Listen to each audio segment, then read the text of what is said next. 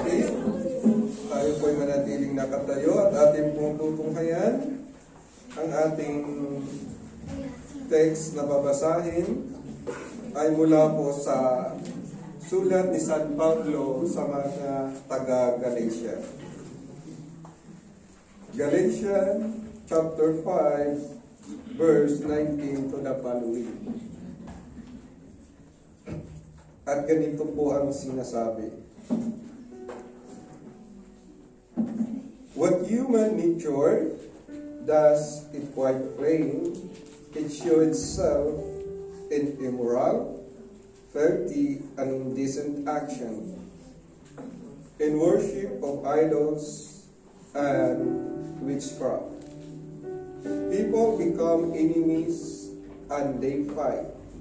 They become jealous, angry, and ambitious. They separate into parties and groups. They are envious, get drunk, have orgies, and do other things like this. I warn you now, as I have before, those who do not things will not possess the kingdom of God. Sa wikang Tagalog po ay ganito.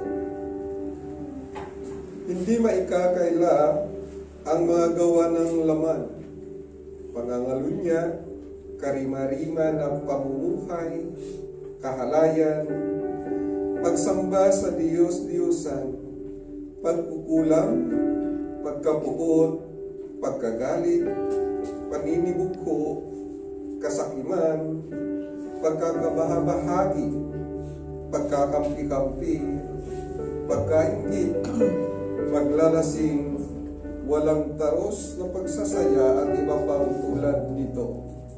Binabalaan ko kayo tulad noong una, hindi tatanggapin sa kaharian ng Diyos ang gumagawa ng gayong mga bagay. Mga kapatid ko, kay Kristo ang salita ng Diyos.